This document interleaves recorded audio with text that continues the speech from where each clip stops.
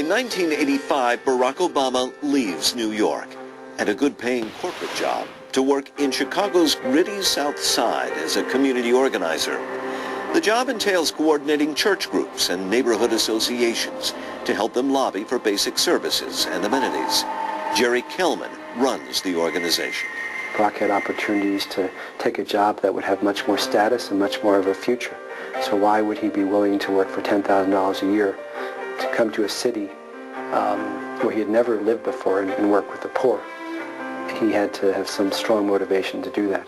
The 24-year-old Obama goes to work in a sprawling project named Altgeld Gardens. You're isolated geographically, socially, politically, and in that sense, it was a very devastated place. Kelman is relieved he's found an African-American to work with the community, but Obama's still an outsider. Just his presence would be upsetting to some local politician who had been able to call all the shots. And so they weren't grateful to have him there.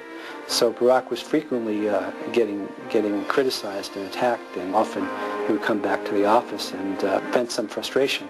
Local residents are skeptical that the skinny kid with the funny name can help them find jobs or even get basic services. Obama organizes a delegation to meet the local state senator, Emil Jones, to talk about the problem of teenage dropouts. He was with some ministers in the area, and they were organizing to bring about protests to put pressure on the public officials to do something about school dropouts.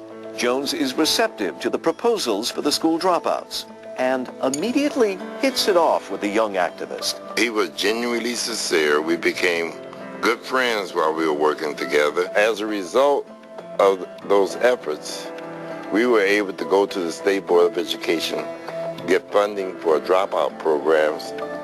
But for the next 3 years, there are not many victories for the young grassroots organizer. The sheer scale of the problems on Chicago's South Side are overwhelming and lead Obama to the conclusion that he needs to find another way to help. He decides to go to law school. Obama feels that being a lawyer would be useful to him. He's now thinking about running for office where he could have more influence on public policy. Obama does well in law school.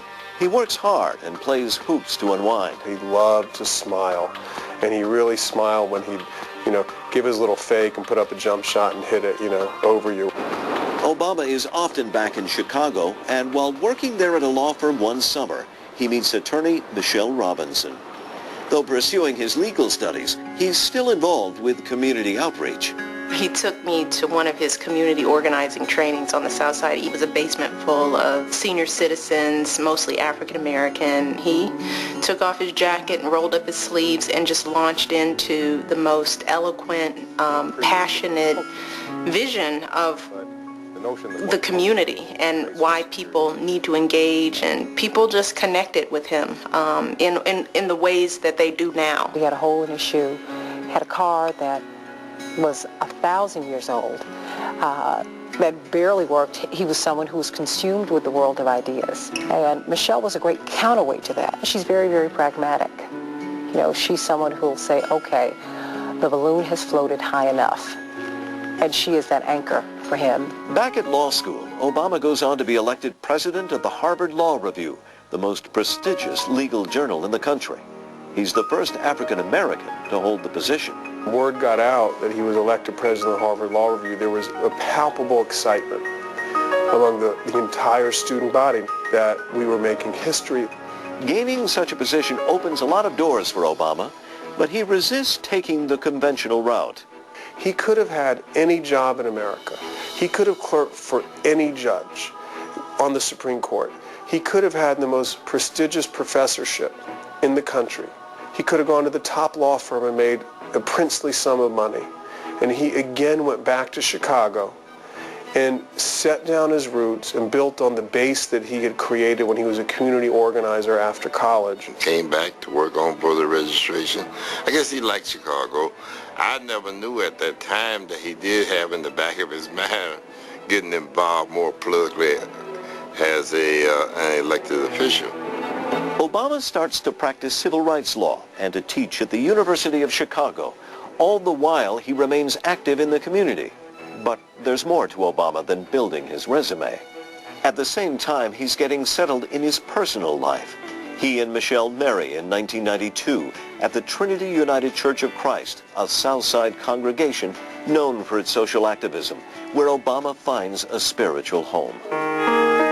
In 1995, Obama's mother dies of ovarian cancer. It happens just a month after Obama publishes his very personal memoir, Dreams from My Father, about his life and his unusual family background.